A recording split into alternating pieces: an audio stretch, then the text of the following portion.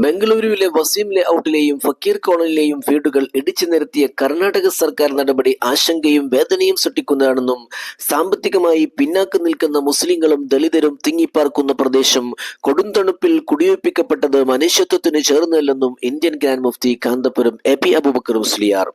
മനുഷ്യരുടെ അടിസ്ഥാന ആവശ്യങ്ങളിലൊന്നായ പാർപ്പിട സൗകര്യം ഉറപ്പുവരുത്താതെ ഉത്തരവാദപ്പെട്ട ഭരണകൂടം തന്നെ അവ ഇടിച്ചു നിരത്തുന്നത് നീതീകരിക്കാനാവാത്ത കാര്യമാണ്.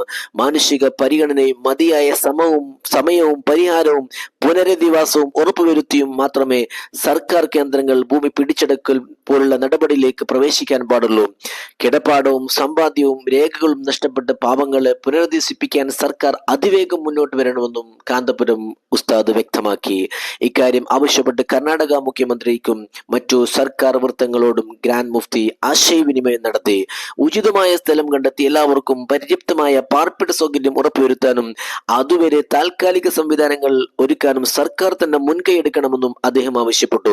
കൊടുംതണുപ്പിൽ കൂരയില്ലാതെ അലയുന്ന മനുഷ്യർക്കായി സാധ്യമായ എല്ലാ താൽക്കാലിക സൗകര്യങ്ങളും ഒരുക്കി നൽകണമെന്ന ഗ്രാൻഡ് മുഫ്തിയുടെ നിർദ്ദേശത്തെ തുടർന്ന് ബംഗളൂരുവിലെ SY സാന്ത്വനം പ്രവർത്തകർ പ്രദേശത്തിലെ സമാശ്വാസ പ്രവർത്തനങ്ങളിൽ സജീവമായിട്ടുണ്ട്.